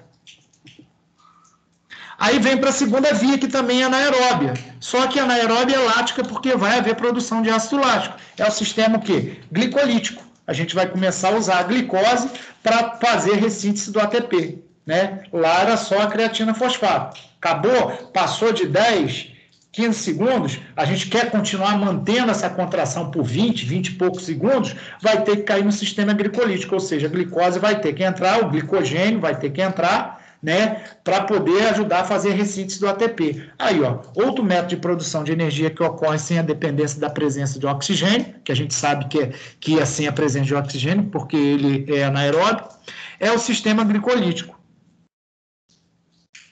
Esse sistema envolve a degradação de glicose por meio de enzimas glicolíticas. A glicose é a forma de açúcar mais facilmente encontrada no corpo, se origina na digestão de carboidratos e na degradação de glicogênio hepático, também fica no fígado, né? A glicose também se armazena no fígado. A glicólise é muito mais complexa do que o sistema ATP e exige 12 reações enzimáticas para a degradação do glicogênio em ácido lático. Ou seja, por que numa alta intensidade usa só a creatina fosfato? Porque é muito mais fácil do organismo utilizar. Para usar a glicólise, que é a partir de 10, 15 segundos, eu preciso de 12 reações enzimáticas para poder degradar o glicogênio, certo? Para eu poder usar essa glicose na ressíntese do ATP. Só que a quebra, né, a degradação desse glicogênio vai ser o quê? Em ácido lático. Vai haver produção de ácido lático, certo? E a gente sabe que o ácido lático, mais para frente degradado, a quebra dele vai causar, né, alguns comprometimentos. Não ele, que a gente sabe que hoje não causa mais, mas alguns subprodutos dele vão comprometer a contração muscular lá na frente, que é o caso do hidrogênio, né, que é a degradação em lactato, depois do lactato vem hidrogênio. O hidrogênio vai complicar. Nós vimos isso na aula de contração muscular, do mecanismo da contração muscular. O ganho desse processo, né, dessa quebra de glicogênio, né, é de 3 moles de ATP formados por cada mol de glicogênio degradado. Se a glicose for utilizada no lugar do glicogênio, o glicogênio é aquele que vem lá do fígado, tá, gente? Tá? E a glicose está na corrente ali. Esse sistema energético não produz grandes quantidades de ATP, a gente já sabe disso que ele não produz. Apesar dessas limitações, as reações combinadas dos sistemas glicolíticos e ATP-CP, né, permite que o músculo gere força, mesmo quando o suprimento de oxigênio é limitado. Esses dois sistemas são predominantemente nos minutos iniciais de exercício de alta intensidade. Outra limitação importante nesse sistema é a produção de ácido lático nos músculos e nos líquidos corporais. No exercício máximo, que dura em torno de 1 a 2 minutos, o sistema glicolítico é altamente solicitado. Passou daquela fase de alta intensidade, entra o glicolítico, né? E as concentrações de ácido lático podem aumentar em grandes proporções. Essa acidificação no meio das fibras musculares compromete a função enzimática, além de dificultar o processo de contração muscular. A gente já viu isso, né? Não podemos limitar a ter energia para 2 minutos de exercício. Portanto, vamos ver como funciona o sistema oxidativo, o sistema de maior capacidade do nosso corpo. Certo? Então, saiu do glicogênio que nos deu aí, ó, energia aí para 30. Isso trabalhado, gente, para dar 2 minutos, né? Não é qualquer um, não, tá? O sistema glicolítico não dá para qualquer um. A gente tem que trabalhar em cima de VO2 para conseguir essa obtenção, tá? Para ter essa melhoria. Bom, aí tem, ó, a quebra, ó, exercícios anaeróbios de duração alta intensidade, mas de duração moderada, não, moderadíssima. Tem aí a quebra da glicose em ácido pirúvico, que vai me dar o quê? O ácido lático, depois vai me dar o lactato, depois vai me dar o hidrogênio, que vai o quê? Comprometer a contração muscular, porque vai inibir a produção de cálcio, né? Lembra que o cálcio ajuda lá na actina, na miosina? Então, o que acontece? O hidrogênio, depois de degradar do ácido lático, o lactato, vai acontecer o quê? Vai prejudicar o quê? A contração muscular, certo? Esse aí é o sistema glicolítico, tá, gente? É o segundo sistema anaeróbio, só que com produção de ácido lático. Por fim, a gente entra no último sistema, que é o sistema oxidativo, que usa o quê? O oxigênio para fazer a ressíntese do ATP. Esse é o sistema de produção de energia mais complexo. Esse é complexo, mas muito complexo, né? Ele é bem complexo. Por isso ele precisa de tempo, gente. Por isso ele não é uma resposta rápida. Por isso que eu preciso de 2, 3 minutos para poder, né, recuperar tudo, né, para poder começar lá com o ATP de novo. Porque a gente sempre usa os 3 processos, gente. A gente sempre usa os 3 processos. A gente passa pelos 3. Mesmo parando no oxidativo, trabalhando no oxidativo, passou pelos 3. Tá certo? O processo através do qual o organismo separa substratos com auxílio de oxigênio para gerar energia é conhecido como respiração celular. E a produção oxidativa do ATP, ele vai ajudar lá na ressíntese do ATP. Ocorre no interior das mitocôndrias. Os músculos necessitam de um suprimento constante de energia para produzir continuamente a força necessária durante a atividade de longa duração. Ao contrário da produção anaeróbia de ATP, o sistema oxidativo possui uma enorme capacidade de produção de energia e é o principal método durante eventos de longa duração. A oxidação dos carboidratos se dá através de 3 processos complexos que a gente falou, né, que são a glicólise aeróbia, ó, o ciclo de Krebs, que é também, né, um processo, né, que não é rápido, e a cadeia de transporte de elétrons, que resulta em quê? Em água, em CO2, que é gás carbônico, e 38 ou 39 moléculas de ATP. Olha como o sistema oxidativo me dá ATP. De 38 a 39 de ATP por molécula de carboidrato. Tá vendo? Quando pensamos nas gorduras, o processo é bastante semelhante. Entretanto, se tem a lipólise no lugar da glicólise e se utiliza uma maior quantidade de oxigênio para esse processo. Ou seja, se eu entrar na fonte de energia, utilizar a gordura como energia nesse processo, né, eu vou precisar de muito mais oxigênio, certo? Então, por isso que os trabalhos de moderados, né, que vai haver a quebra da gordura, ele precisa de mais oxigênio. Então, para ter o oxigênio, a gente precisa moderar esse trabalho na faixa aí de uma proporção para ser moderado. Ele não pode ser muito intenso, porque se ele for intenso, não vai haver o oxigênio. Então, eu não posso nem degradar a gordura. Então, por isso que eu falo com vocês, a via energética que a gente escolhe, a intensidade do trabalho que a gente, né, coloca, é que vai determinar qual a via energética a gente vai utilizar, o que mais eu quero utilizar no corpo do meu aluno. Durante o exercício, a disposição de oxigênio é limitada pelo sistema cardiovascular. Dessa forma, para exercícios de alta intensidade, o organismo tem a preferência de utilizar carboidratos, por ser mais rápido e econômico. Então, quando eu boto alta intensidade, ele usa mais o quê? O carboidrato, que é mais rápido e mais econômico. Quando eu passo para alta intensidade, eu já uso o oxigênio, eu já uso lá a quebra da gordura, né? Bom, olha aí o sistema, ó, como é que ele é bem mais complexo, o sistema de metabolismo aeróbico. Olha lá, glicogênio, glicose, ácido pirúvico, ácido lático. Aí entra os ácidos graxos, que são as gorduras, aí vai o quê? Vai entrar a acetilcolina, vai entrar o ciclo de Krebs para a cadeia respiratória, que vai fornecer o quê? Ó? Né? Ele vai fornecer CO2, gás carbônico, água, e vai me dar 36 moléculas de ATP para fazer o trabalho. É um sistema que me dá mais combustível, mas ele precisa de mais tempo para ser acionado. Então, não dá para ser com esforços de alta intensidade. Tem que ser de intensidades moderadas, para poder dar tempo do oxigênio entrar. Certo? Aí, é só uma dica mesmo. Nesse caso, Precisamos entender como o corpo se adapta a cada estímulo, então periodizar e prescrever de acordo com os objetivos que temos em interesse.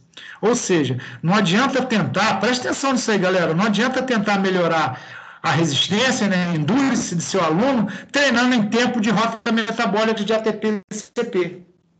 Não adianta eu usar a creatina fosfato, que me dá, né, produção de segundos, né, que vai melhorar o quê? Minha explosão, minha força, para ganhar endurance, para ganhar resistência. São vias metabólicas diferentes. Para eu trabalhar endurance e resistência, eu tenho que entrar no sistema oxidativo. Não é isso? A gente sabe que tem que ter especificidade no trabalho nosso para que nossos alunos atinjam os seus objetivos. Então, por isso que eu falo, a gente tem que estar bem baseado, né, bem fundamentado nessa parte científica, para a gente poder escolher, né, o trabalho que a gente vai realizar com o aluno. Senão, a gente não atende o objetivo dele. Assim como podemos ter ganho de potência trabalhando essencialmente força. Mas não se pode esperar grandes adaptações de força muscular trabalhando com o tempo de rota metabólica oxidativa. Não tem como. Pense no seu aluno como um todo, entenda que as rotas metabólicas podem indicar o número de repetições para o exercício, claro que pode indicar, de acordo com o seu objetivo. Lembre-se também que avaliar seu aluno e conhecer os parâmetros metabólicos de condicionamento físico dele, se você identifica um segundo limiar ventilatório, é mais fácil prescrever um treinamento aeróbio com a intensidade correta para atingir a rota metabólica que você tem interesse em desenvolver e então atingir seu objetivo. Conclusão, nosso corpo é composto por muitos sistemas, né, diferentes que se unem durante a realização de exercício. Precisamos estudar as características e limitações de cada sistema para poder prescrever os exercícios de forma correta. Isso aí é óbvio, gente, já falo isso para vocês desde o início. Além disso, sabendo os parâmetros que indicam a capacidade de cada sistema, podemos então criar uma relação com os sistemas de produção de energia e entender de onde vêm os números de repetições, intervalos e séries que devemos escolher para os nossos alunos. Dá ou não dá? Vendo as vias metabólicas para entender de onde vem o número de repetição, o intervalo, quantas séries usar, qual a intensidade. É ou não é?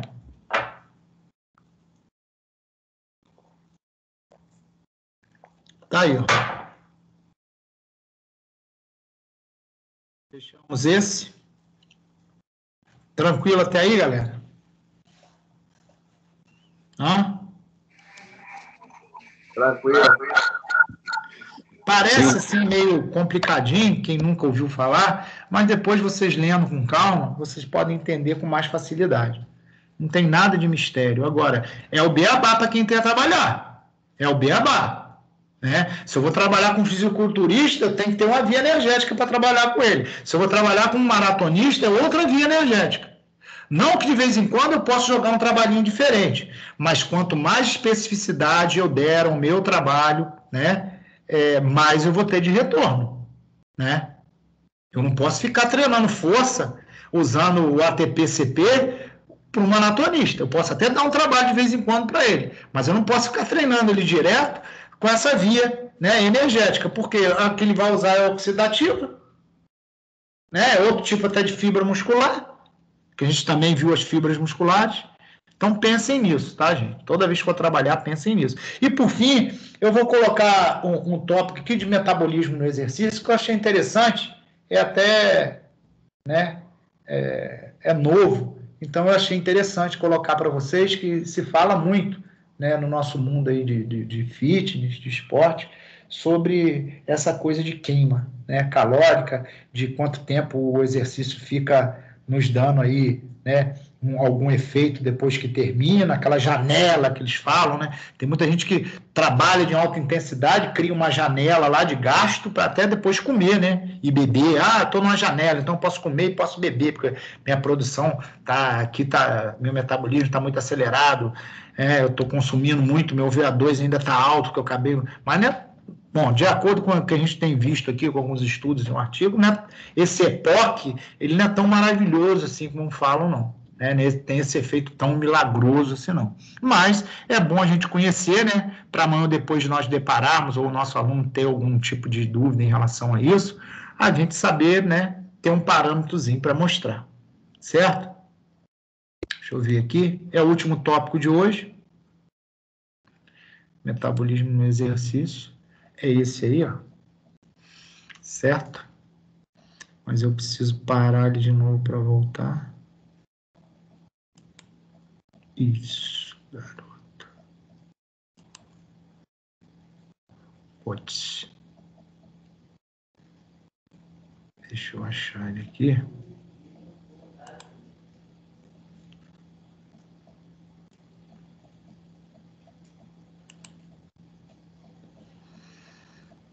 Vê se abriu aí, galera.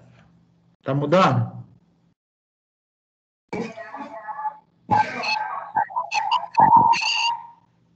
Tá ou não? Sim, sim. Tá? Meu tá legal. Beleza. Olha aí. Fisiologia do exercício, metabolismo no exercício. O metabolismo no exercício ele é influenciado por vários fatores. Vários. Né? A gente está falando aí do que eu quero que o meu corpo dê, né? E produza durante o exercício. Então, a gente sabe que intensidade conta, duração conta, as vias bioenergéticas, que são as vias energéticas que a gente viu, também conta. Olha o ATP aí. ATP, né, tudo tem que ser transformado nele para virar combustível, então as vias energéticas também. O ATP quando usa a creatina fosfato, o ATP quando usa o glicogênio, o ATP quando usa o oxigênio. Então, tudo isso mexe com o metabolismo do exercício. O VO2 mexe, está no mais alto, está no mais baixo. A transição de repouso, exercício e recuperação, certo? A gente sabe que tudo isso influencia o metabolismo durante... Agora nós estamos falando do metabolismo durante o exercício. Não mais em repouso, nem mais se alimentando, mas em exercício. Olha aí, ó. Aí a gente volta. Componentes do gasto calórico. Vocês viram lá no metabolismo. Taxa metabólica em repouso gira em torno de 60% a 75%. Então, meu metabolismo, quando eu não faço nada, só minhas coisas diárias, já consome 60% a 75%. A gente já viu. Efeito térmico de uma refeição, 10%. Que eu como, eu gasto, né, para comer 10%. E efeito térmico de atividade, que varia de 15% a 30%, dependendo, né, de cada indivíduo. Tá certo? Aí, ó. Aí do lado vocês têm a barra do gasto calórico. Então, eu gasto mais ou menos até umas 1.500 calorias para eu me manter em repouso, nas minhas coisas do dia a dia, sem estar agregado à atividade física. Né? E gasto até 2.000 quando entro também as refeições, quando eu começo a colocar as refeições nesse processo. E passa 2.500, claro que isso vai variar de acordo com a atividade que eu estou fazendo, de acordo com o nível de condicionamento que eu tenho, de acordo com o trabalho que eu estou predizendo. Então, isso vai variar de até 2.500, 3.000 calorias. Isso vai depender do tipo de trabalho que eu realizo, que é de 15% a 30%, né, do gasto de energia que eu tenho. Certo? Então, tá aí. Vamos lá. Dinâmica do consumo de oxigênio. Quando eu falo metabolismo, eu tenho que falar do consumo de oxigênio. Né? Se o meu metabolismo acelera, eu preciso de mais oxigênio para manter meu corpo. Não é isso? Então, a gente percebe muito isso. Né? Olha só, dinâmica do consumo de oxigênio. No início do exercício, há um déficit no fornecimento de oxigênio. Vocês já repararam quando vocês começam a correr ou fazer um trabalho aeróbio, ele no início é mais difícil? Né? É mais difícil porque o corpo está tentando equilibrar o seu déficit com a captação de oxigênio. Então, às vezes, eles levam alguns minutos para conseguir esse equilíbrio. Né? É a transição do repouso para o exercício. Se eu estou com uma ventilação em repouso e vou passar para uma mais ativa em exercício, o meu corpo leva um tempo para fazer essa adaptação. Por isso que, às vezes, quando a gente começa um trabalho aeróbio, pedalar ou correr,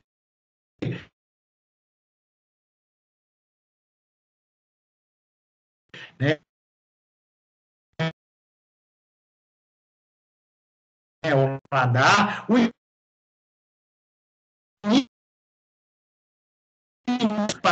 né, tá tentando buscar o quê? O que é físico, certo? Eu sei que muitos que fazem atividade física já repararam isso, certo? Aí a gente fala desse déficit de oxigênio, dessa diferença entre o consumo de O2 no início do exercício e o total de oxigênio que teria sido consumido se estivesse em estado de equilíbrio né? Desde o início. Então, é a transferência imediata de energia. Aí vai haver uma transferência imediata. Ou seja, por isso que a gente fica com déficit. Porque o primeiro que entra para fazer é o ATP creatina fosfato. Mas ele não vai dar sustentação para aquilo. Mas a gente busca primeiro aquela fonte. Né? Começou o trabalho, mesmo que seja aeróbio. Primeira fonte que a gente vai buscar é no ATP-CP, na fosfocreatina. Degradou, o esforço continuou, ele vai para a glicólise. Foi para a glicólise, foi até uns 2, 3 minutos, ela não vai dar sustentabilidade, a gente vai entrar. Aí que entra o oxigênio, aí que o corpo começa a equilibrar e entender que ele vai precisar do oxigênio para fazer exercício do ATP. Aí as coisas começam a equilibrar em termos de atividade física. Por isso que demora um pouco, né, gente? A gente não entra direto no oxidativo. Lembra que eu falei isso para vocês anteriormente? Mesmo que o trabalho seja aeróbio, né, não entra direto. Então, nessa passagem pela fosfocreatina e pela glicólise, o corpo ainda fica meio deficitário, até ele conseguir achar, né, a fonte de energia correta para aquele trabalho, que é o oxigênio. Aí ele vai começar a funcionar melhor. Por isso que a gente leva um tempinho para atingir o steady state. Eu estou acostumado a correr e tenho meu grupo de corrida, o que a gente fala? Não é todo mundo que atinge no mesmo tempo. Um atinge mais rápido, outro atinge mais rápido. Isso varia de indivíduo para indivíduo e de condicionamento para condicionamento. Né? A gente sabe que a gente é parecido, mas não é igual. Então, acho que deu para entender por que tem aquela diferençazinha no início. Né? Aquela dificuldadezinha até se atingir o steady state, porque está passando por outras vias antes de chegar à correta, certo? Bom, olha aí, ó, dinâmica de consumo de oxigênio no início do exercício, né? Olha essa curva aí. O início de exercício, gente, é a base lá embaixo, consumo de recursos. Aí eu começo a fazer o exercício, olha só, né? Ele vai começar a fazer uma curva, a parte de oxigênio, até atingir o ápice lá em cima, ó, que é o quê? O steady state. Mas vê que o pontilhado, ó, é o déficit de oxigênio. É o tempo que o meu corpo entra nas outras vias até eu atingir a via aeróbia. Aí o que acontece? Vai acontecer essa curva aí, eu vou ter um déficitzinho, vou ter uma dificuldade, minha respiração vai ficar um pouco mais ofegante, mas assim que eu entrar no steady state, que é quando a curva começa a ficar reta, né, o consumo de oxigênio vai ficar equilibrado. Aí o exercício vai fluir de forma melhor, certo? Essa é a dinâmica de consumo do início do exercício. Tranquilo? Acho que ficou bem claro isso aí. Qual a importância do consumo de O2 no início de exercício? Qual é? Consumo de oxigênio. Início de exercício submáximo. Não estou falando de máximo, estou falando de submáximo. É um indicador direto da energia fornecida pelo sistema oxidativo, né? O retardo no VO2 no início mostra que o metabolismo aeróbio não foi totalmente ativado, eu já falei, né? O retardo de você atingir o seu VO2, né? O que acontece porque você está passando por outras vias e ainda não chegou na aeróbio. Quando chegar, vai haver uma estabilização. E o terceiro ponto, os sistemas energéticos anaeróbios são ativados para suprir as primeiras necessidades. Então, eles são, porque começou o trabalho, eles são ativados, mas logo eles vão sair de cena, porque o esforço vai continuar. Isso eu estou falando no submáximo, não estou falando no máximo, não. Por que o metabolismo aeróbio, né, o oxidativo, não é ativado instantaneamente? Né? Eu estou falando isso toda hora para vocês. Né? Passa por outras vias até chegar nele. Bom, primeiro, o suprimento de oxigênio é inadequado para os músculos. Você começou o trabalho, não tem suprimento de oxigênio disponível ainda para se adequar àquele trabalho que você está fazendo. Os estímulos para fosforilação, né, que é aquela parte que você usa o oxigênio para metabolizar, para fazer ressíntese do ATP, são muito baixos. Né? Terceiro, o difosfato mais o fosfato estão muito baixos no início do exercício. Né? Então, a concentração de ATP mantém-se por quê? Pela fosfocreatina. Então, ela que ainda vai me dar no início aquele combustívelzinho. Então, por isso que não entra direto. Aí, nós falamos desse steady state, né, do submáximo, de atingir esse steady state, como é que é atingido e a dificuldade no início do trabalho para atingir. Né? Aí, O outro lado tem o quê? O EPOC, que é o quê? O efeito do exercício após... o efeito do exercício quando a gente termina. O efeito no organismo, né? Que ele proporciona depois que a gente termina de fazer. Aí vem, ó, no EPOC, quando a gente termina o exercício, a dinâmica de consumo de oxigênio. Olha só. Excesso de consumo de oxigênio após o exercício, né? A gente continua ainda consumindo uma quantidade alta de oxigênio após o exercício terminar, a gente não cai direto. Consumo de oxigênio durante a recuperação, né? Ele continua. O metabolismo não retorna imediatamente aos níveis iniciais, seu coração não volta, né? Não cai direto. Ele vai levar um tempinho, né, para voltar ao batimento normal, certo? Então, isso já é uma dinâmica após a realização do exercício. Todo esse processo, ó. Certo? Aí, olha só, esse gráfico aí. Consumo excessivo de oxigênio pós-exercício. Dependendo do exercício, vai ter um consumo. Acabou o exercício, a gente ainda tem um consumo excessivo, né? Até o nosso organismo voltar ao estado normal. Então, o que acontece? Ó? Consumo de oxigênio em repouso, é a base lá embaixo. Aí volta, mesmo quadrinho daquele anterior. A gente começa a procurar o steady state, entra pelas primeiras vias energéticas, vai ficar com déficit de oxigênio, porque a gente não encontrou ainda o steady state. Acha o steady state, que é a necessidade de oxigênio que a gente precisa para manter aquele trabalho. Olhinha lá em cima, ó, o quadradinho, ó. Saiu, fez a curva, eu entrei em steady state. Continuei o trabalho, olha a seta grande aí, consumo de oxigênio em estado de equilíbrio, steady state. Então, eu estou fazendo meu trabalho lá. Terminei, aqui, ó, essa barrinha aqui, ó, do meio aqui, ó, final do exercício.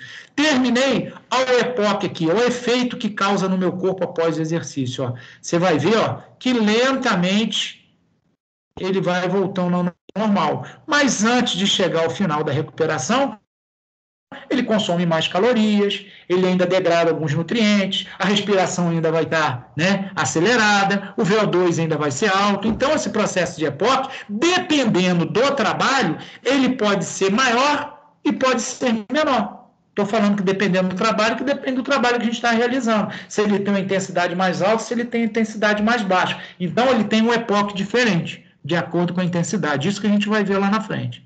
Por isso que eu coloquei isso para vocês entenderem, né? Até o EPOC, ele sofre uma influência de acordo com a via energética que você trabalhou, de acordo com a intensidade que você colocou. Certo? Posso ir? Bom, dinâmica do consumo de oxigênio, né? No EPOC. Agora eu só estou falando depois do exercício. Dinâmica do consumo do oxigênio no EPOC, depois do exercício. Especificidades nos processos metabólicos e fisiológicos durante a recuperação, né? Tipo de duração do exercício, acabei de falar com vocês. É bem específico, né? Por quê? Vai depender muito da duração e do exercício que eu apliquei, né? Para esse processo metabólico e fisiológico, né? Ter a sua recuperação. Né? Se for um trabalho mais brando, o EPOC vai ter um efeito menor. Se for um trabalho um pouquinho mais, né, mais agressivo, mais intenso, vai ter um EPOC maior. Né? Vai ter um efeito maior para voltar ao normal. Certo? Então, varia muito do tipo e duração do exercício. Bom, fases de componente rápido. Né? Quando a gente fala de componente rápido, né, é a recuperação rápida após o exercício. Né? O que acontece? Quem se recupera mais rápido depois? Os componentes que vão mais rápido se recuperar depois do exercício. Restauração das reservas de ATP, né, e de fosfocreatina muscular. Regulação das reservas de oxigênio, né, hemoglobina e mioglobina. Remoção do lactato, né, vai haver uma remoção do lactato, porque a gente sabe que quando a intensidade é um pouco alta, o nosso corpo ele não consegue absorver, né, o lactato. Né? Ele vai até um ponto e depois o lactato que a gente usa como fonte de energia, ele fica abundante. Aí o que acontece? Ele precisa também de um tempo para poder ser removido ali daquele processo ali muscular. Né? Então, tem também uma restauração do dano tecidual e tem a restauração da elevação da temperatura. Toda vez que a gente faz um exercício com a intensidade maior, a temperatura aumenta do nosso corpo. Mas assim que a gente para, a temperatura também vai baixando. Então, são esses componentes rápidos que se restauram, tá? Depois, quando a gente termina de fazer um exercício. Mas note-se, né, Que para toda essa restauração, mesmo de componente, vai haver um gasto calórico, né? Nosso corpo vai ter que manter o metabolismo mais acelerado para que todas essas atividades aqui ocorram após o exercício, né? Essas de imediato, mas mesmo assim vai ter um gasto calórico. Esse é o efeito, é um dos efeitos do EPOC, certo? Aí tem a fase prolongada da recuperação, né? Essa foi de imediato, agora um pouco mais, demora mais um pouquinho. Quer dizer, o corpo ainda vai ficar passando por esses processos para poder depois equilibrar, né, nosso organismo. Recinte da hemoglobina e mioglobina, né? Níveis hormonais elevados, adrenalina, noradrenalina, cortisol, insulina, isso tudo para voltar ao normal demora. E glicogênese, que é a ressíntese do glicogênio, tá? Então, isso tudo tem que se recompor, né? E ele se recompõe, mas dentro do efeito do pós-exercício. Então, para tudo isso, tem um gasto calórico, né? Para tudo isso, tem um metabolismo mais acelerado. Só depois que tudo isso acontece é que o metabolismo baixa, né, gente? Aí a gente vem, ó, consumo de oxigênio excessivo pós-exercício, né? Aí a gente vê que a gente, depois do exercício, tem um consumo de oxigênio. Só que, dependendo da intensidade, o consumo pós pode ser maior e pode ser menor. Aqui eu estou vendo o quê? Ó, déficit, a mesma curvinha, gente, VO2 do exercício, esse quadradinho aqui é o VO2 do exercício, o mais azulzinho é o déficit de oxigênio, que é aquela curva que o nosso corpo fica procurando no steady state, a base do quadrado lá é o VO2 de steady state, é quando a gente atinge a demanda de energia do exercício, e quando o exercício é leve, olha só, olha os componentes rápidos entrando aqui em recuperação, a recuperação do VO2 é o quê? É um pouco mais rápida, porque o exercício é aeróbio de intensidade leve, então rapidamente o VO2 nosso vai voltar ao normal, porque o exercício que a gente aplicou no nosso aluno foi leve, então o que acontece? O VO2 se recupera mais rápido, tá vendo? Olha o pontilhadinho aqui, ó. Tá vendo? Então o VO2 recuperou mais rápido, porque a intensidade do trabalho foi leve. Eu teve o déficit, atingi o steady state, mas foi um exercício leve. O que aconteceu quando eu cessei o trabalho? Houve uma recuperação mais rápida do VO2, porque o exercício não foi tão intenso. Não é assim, gente? Se a gente termina um exercício exaurido, a gente não fica mais tempo. E se o exercício não foi tanto, aí é mais rápido, certo? Ó, continuamos no consumo excessivo de pós-exercício. Só que o quê? Num componente, né, de intensidade moderada. Então, é o mesmo processo todo. Só que o VO2 tem um nível de recuperação um pouco mais lento, tá? Porque já foi um esforço moderado. Aí entra o quê? Entra a recuperação daqueles componentes mais lentos também. No leve, entrou esses componentes rápidos aqui. Rapidamente eles foram restaurados. No moderado, já entrou aqui, ó, de intensidade moderada, já entrou os componentes lentos também. Ó. Quais são os componentes lentos para a gente poder voltar ao normal? Recinte da hemoglobina, nível normal, nível de hormônios estavam elevados, tem que descer, a glicogênese, né, tem que voltar ao normal. Bom, e vamos para o terceiro, que é aqui, ó, que é o consumo de oxigênio excessivo pós-exercício, mas exercícios o quê? De alta intensidade. Todo o processo aqui no quadradinho é igual, gente. Volume de oxigênio, tem o déficit, atinge o steady state, aí trabalha só com a intensidade mais alta. Só que para recuperação vai depender de um tempo maior. Olha o componente lento, como é que ele deita aí, o pontilhadinho do componente lento, ó. Certo? Vai haver o quê? Um efeito maior do EPOC em cima disso. Quer dizer, o meu organismo ainda vai estar, né, com o metabolismo mais ativo para que possa fazer aquela recuperação lenta. Certo? Então, dá para a gente, mais ou menos, nesses 3 quadros que a gente viu, que o efeito do EPOC ele é um pouquinho maior nos exercícios de alta intensidade do que nos exercícios de baixa intensidade. Certo? Bom, mais ou menos. Não é tanto assim, mas é. Tá? Não é tanto, mas no fim das contas vocês vão ver que tudo fica um pouco parecido. Tá? Mas dá para perceber que, né? Bom, principais efeitos do EPOC, do pós-exercício. Principais efeitos pós-exercício. Ressíntese do ATP, restauração dos efeitos termogênicos, não é? Temperatura, não tem que se restaurar. O glicogênese também, né? Os estoques de glicose têm que estarem, né, equalizados. A oxidação do lactato, que é a utilização do lactato. Efeitos termogênicos nas catecolaminas, que aí são os hormônios. Quando fala em catecolaminas, são os efeitos termogênicos em cima dos hormônios. Tem que restaurar, tem que voltar ao normal os níveis. E restauração o quê? Do oxigênio. Tem que restaurar para a coisa voltar ao normal. Então, esses são os principais efeitos pós-exercício que o nosso corpo sofre. E para tudo isso, depende o quê? De um metabolismo um pouco mais acelerado. Por isso que a gente fala tanto do EPOC, por isso que as pessoas trabalham muito com HIIT, CIT, né? E por conta de trabalhar em cima do EPOC. Mas a gente vai ver que não tem tanta diferença. Por quê? O que aconteceu?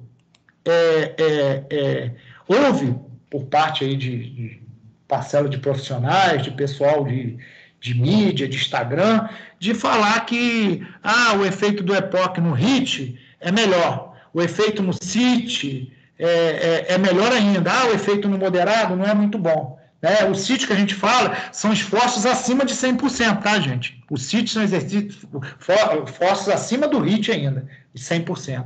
Então, eles preconizavam que esses efeitos do EPOC, nesses exercícios, eram muito, consumiam muito mais calorias. Então, o efeito do EPOC para o indivíduo que quer emagrecer, de alta intensidade ou de CIT, era melhor se trabalhar. Agora, pergunto a você, e se o aluno não puder trabalhar um CIT, não puder trabalhar um HIIT, que a gente vai ter na mão? Você vai colocar um aluno, é que eu falo desde as outras práticas com vocês. Como é que eu vou botar um aluno para trabalhar HIIT ou CIT se ele não tem condicionamento nenhum? Eu vou desgraçar o aluno por conta do quê? Do EPOC que ele vai ter? Vamos ver. Bom, dinâmica do consumo de oxigênio, isso aí é o gasto de oxigênio depois do exercício. Aí tem uma relação direta o quê? Com a duração do exercício. Olha só, esse EPOC com 70%, esse é um trabalho feito com 70% do VO2, com 70% do VO2 do indivíduo. Aqui é um estudo feito 3 horas após o esforço físico. Né? Essa medição foi feita 3 horas após um esforço físico de 70% do VO2. Olha aqui, o verdinho é uma duração, foi um esforço de 20 minutos. O cara se exercitou durante 20 minutos, certo? Aqui, se eu me recordo, foi em ciclo ergômetro, foi em bicicleta ergométrica, ele fez um trabalhinho de 20 minutos, aí ele gastou aqui, ó, quantos litros aqui de oxigênio, ó? 3 horas depois, o corpo ainda dele ficou gastando em torno de 8 litros de oxigênio. Num esforço de 40 minutos, isso tudo com a mesma intensidade, só está mudando o tempo do trabalho. Com 40 minutos de trabalho, né, depois de 3 horas, ele continuou gastando ainda 10 litros de oxigênio. Né? E num esforço de 60 minutos, 3 horas depois, ele continuou gastando 15 litros. Ou seja, a gente vê que a duração do trabalho tem uma relação direta com o consumo de oxigênio após o exercício, ou seja, com o efeito do EPOC. Se eu trabalhar mais tempo, eu tenho um efeito maior. Se eu trabalhar menos tempo, eu tenho um efeito menor. Ficou bem claro, não ficou, gente? Bom, diferentes tipos de exercício. Aí entra o que eu falei com vocês do EPOC, pós-exercício, de acordo com cada trabalho que a gente realizar, tá? O SSE aí, tá vendo? A coluna SSE é de exercício contínuo. Isso quer dizer exercício contínuo. Exercício de endurance, exercício moderado, né? Então, nos exercícios moderados, né? Eu trabalhando, ó, eu tenho um gasto aí de 283 calorias, né, nesse tempo de trabalho aí, né? Aí o que acontece? O efeito de EPOC que esse exercício me deu, contínuo, né, com consumo de oxigênio aí na faixa aí de 55, né, VO2 de 55, o VO2 na faixa de 55, você vê que é um exercício contínuo, né? Aí o que acontece? Ele me deu um gasto calórico durante o exercício de 283 calorias. E de EPOC, pós-exercício, ele me deu de 64 calorias. Certo? Terminei o trabalho, eu tive um EPOCzinho, um efeito de gasto calórico de 64. No total desse trabalho aí, né, eu gastei 347 calorias. Aí eu venho para o segundo ponto, que é o CIT, né? Que é, ou melhor, que é o HIIT. É o HIIT, esse aqui é o HIIT. Contínuo, aqui é o HIIT, né? No HIIT, nesse trabalho aqui, eu gastei 246 calorias. Só que o efeito de EPOC é um pouco maior do que o exercício moderado. Ó. Ele me deu 82 calorias. No total, eu gastei 328 calorias. Certo? E no último, que é o CIT, que é um trabalho mais intenso ainda, como ele foi mais curto, eu tive um gasto de 161 calorias. Aí, o que aconteceu? Eu tive um EPOC, um efeito de 110 calorias. No total, foram 271 calorias. Ou seja, realmente, os trabalhos mais intensos me dão um EPOC, o efeito de EPOC maior. Mas, em contrapartida, eu tenho um gasto calórico, às vezes, maior no exercício contínuo. Então, no fim, às vezes, o exercício contínuo até compensa. Então, é isso que tem que ser medido, gente. É isso que a gente tem que ver, certo? Antes de prescrever. Bom, diferentes tipos de exercícios, os valores de HIIT não foram diferentes do CIT contínuo, tá? É improvável que EPOC, após CIT, que é um exercício mais intenso, e HIIT, que é um pouquinho menos intenso, seja responsável pela perda de gordura, né? Isso porque a gente, para entrar nessa perda de gordura, a gente tem que estar num certo grau de intensidade para ver a queima dela. É isso que a gente vai ver. Olha, aí a gente entra em oxidação de substrato para ver essa queima de gordura. A oxidação das gorduras e carboidratos são estimados de diferentes maneiras durante o exercício. Durante o exercício prolongado, gorduras e carboidratos podem ser oxidados, né? Aí diz onde a gente armazena o carboidrato como glicogênio, né, gente? Que o carboidrato é um glicogênio, mas aonde que a gente armazena? Músculo, fígado, cérebro, rins, 4 gramas no plasma, né? Que é o que dá na glicose, a primeira que a gente tem. Essas 4 gramas é que a gente logo utiliza, que está na corrente sanguínea ali, ó. A gente logo utiliza ela, para depois usar os glicogênios, que é um carboidrato também, mas que está onde? No músculo, no fígado, em outras partes, certo? Bom, aí a gente vê a oxidação de substratos. São reservas limitadas de carboidratos, né? Em torno de 3.000 calorias, né? 740 gramas me dá mais ou menos, né? 3.000 calorias. 80% está no músculo esquelético, de 10% a 15% está no fígado, né? E aí, quanto às gorduras, tem um armazenamento infinito, né? Que é onde elas são armazenadas, dependendo do tamanho que você vai ficar, né? É ilimitado. Aí que eu falei para vocês das reservas energéticas de oxidação de gordura. 1 grama de gordura me dá 9,75 de caloria, né? Ou seja, 68.250 calorias de energia disponível numa pessoa de 70 quilos. Olha como tem quilocaloria, né? E tem o quê? 7.000 gramas de energia disponível. Então, tem muito mais energia disponível na gordura do que no glicogênio. Então, é uma fonte muito melhor, né, para me dar energia, a gordura, né? Principalmente se eu quiser meu trabalho ser voltado para isso, né? Bom, oxidação das gorduras durante o exercício, taxa de utilização das gorduras. Olha aí, ó. Presta atenção nisso aí, gente. Oxidação das gorduras durante o exercício. Taxa máxima individual de oxidação de gordura. A gente chama de MFO, que é a taxa máxima individual de oxidação, de quebra, de utilização das gorduras. A gente chama de MFO.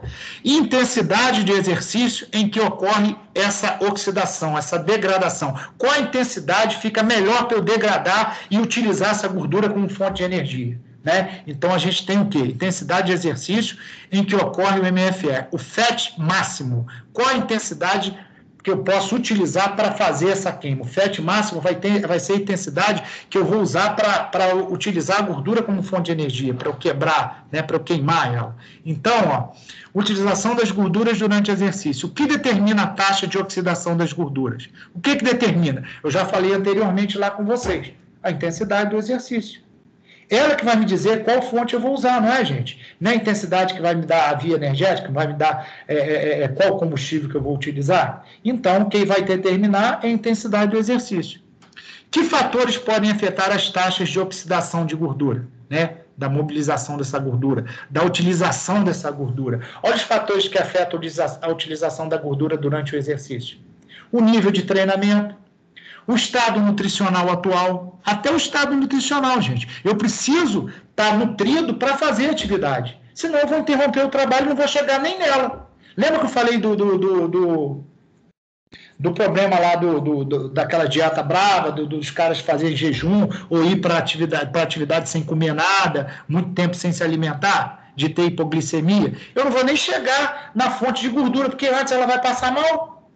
Eu tenho que passar por aquelas vias energéticas para chegar lá, e quando eu estou no meio delas, a falta de uma delas, pode acontecer o quê? Não deixar nem eu chegar. Então, o que acontece? O nível de treinamento também. Se eu tenho um indivíduo pouco treinado, eu não posso fazer com que a duração do trabalho seja prolongada. Então, também vai influenciar na queima da gordura. O estado nutricional crônico, né, que é a dieta que ele faz, né, que é a dieta do dia a dia dele, também vai influenciar nessa quebra. A modalidade do exercício que eu escolhi, né, o sexo e a idade. Tudo isso influencia na utilização da gordura, certo? Lembra da idade? Lembra da idade, gente? Né? A gente vai ficando mais velho, o acúmulo de gordura é maior. Bom, a taxa. Qual a taxa máxima para eu poder trabalhar e utilizar a gordura como combustível, para poder fazer a oxidação, a queima dela? A melhor taxa para se trabalhar, de acordo com vários especialistas, que vão mostrar todos eles ali, de 49% a 70% do VO2 máximo normal. Então, não pode ser exercícios intensos, né? Tem que ser exercícios moderados, para a gente poder atingir essa... Não sou eu que estou dizendo, tá? São vários, inclusive Malder, em 2018, que está aí. Não estou falando, gente, não sou eu. Então, se alguém ouviu alguma coisa diferente, Mauri, não sou eu sou professor, tá? Eu faço o canal, né? Eu não sou um pesquisador. Então, a melhor taxa para se fazer oxidação da gordura do corpo gira em torno de 49% a 70% do VO2 máximo. Certo?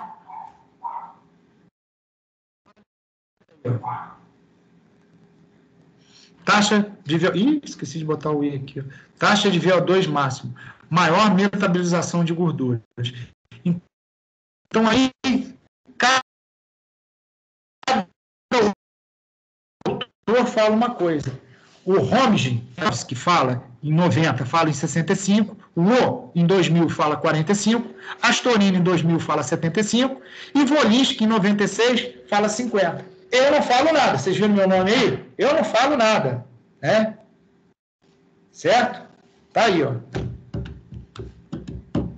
Se vocês quiserem reclamar, reclamem com ele. Mas é a melhor faixa para se trabalhar a oxidação das gorduras. Certo? Bom. E aí terminou.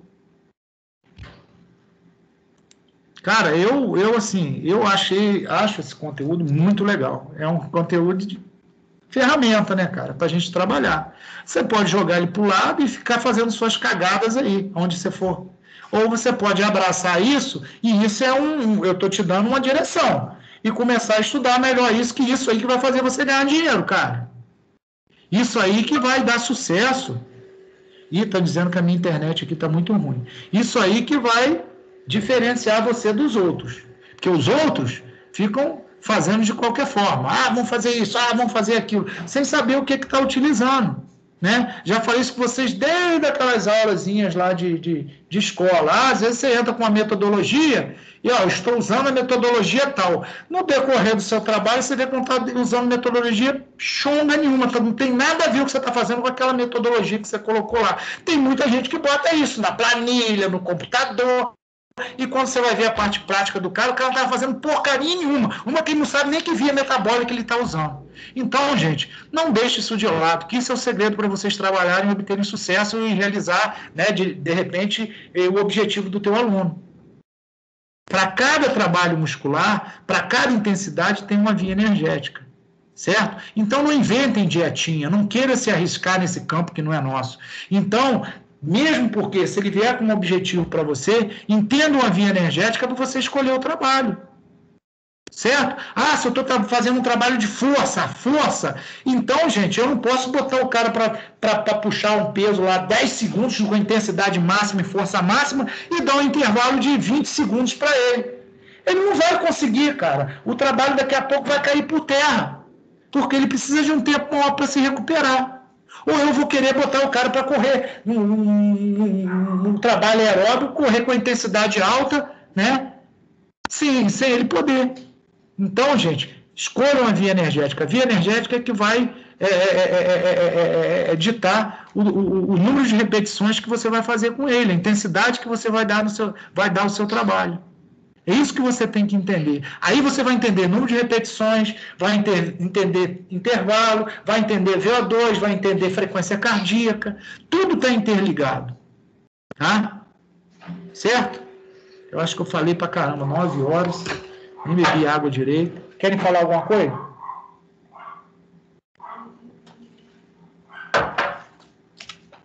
Vou fazer uma chamada aqui. Pensem no que eu estou falando. Vou tentar botar o conteúdo. Se eu não conseguir, vou mandar por arquivo. E tem outros, tem vários fisiologistas aí que trabalham em cima disso aí. Vamos lá. Alexia, tá aí? Não. A internet dela voltou agora. Oi? Vou fazer a chamada dela depois de novo, então. Arthur.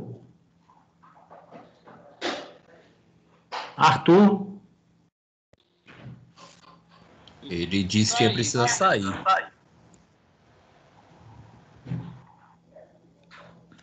Bom, não posso fazer nada. Bruno.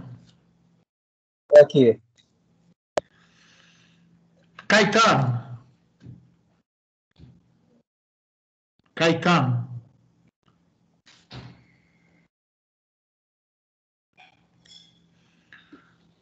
Cássio.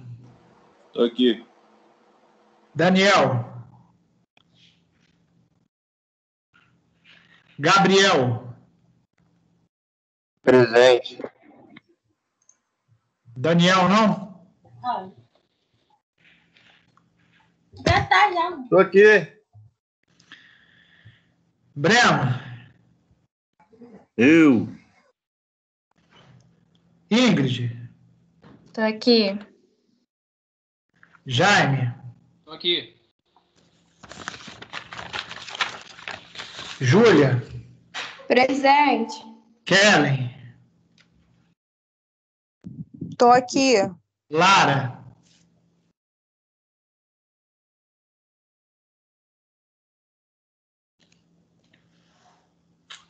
Leonardo.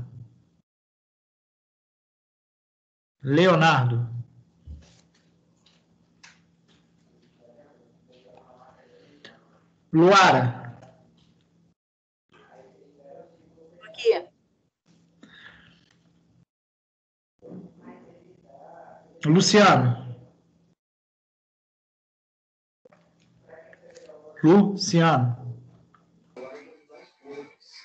Mesmo caso de Alex.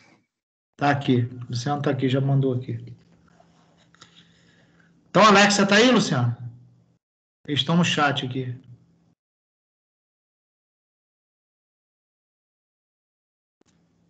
Tá. Pablo. Pedro. Tô aqui. Thales. Aqui. Tá, Maurício? Thales, tá aí? Ian. Tô. Beleza. Já botei, Pablo, já vi. Então, faltaram Arthur. Luiz, tá, mas Luiz eu não boto falta. Quando eu esqueço, eu não boto a falta em você. Arthur, Caetano, Lara e Leonardo. Certo? Beleza. Tranquilo, galera? Foi 2 horas no pau, mas é por causa do conteúdo. Aí, quarta-feira, Faculdade. Olha o pessoal, o grupo das 19 e o grupo das 20. Precisa falar ou você já sabe quem é o grupo das 19 e das 20? E olha o trabalho que eu passei para vocês, hein? Certo? Então, vou esperar vocês lá. Olha o material, vamos fazer a aulinha legal para não ficar sem a nota, hein? Tá certo? Beleza? Abraço aí, fica com Deus. Quarta-feira a gente se encontra lá. O grupo das 19 e o grupo das 20, tá bom? Vou parar de gravar aqui. Valeu.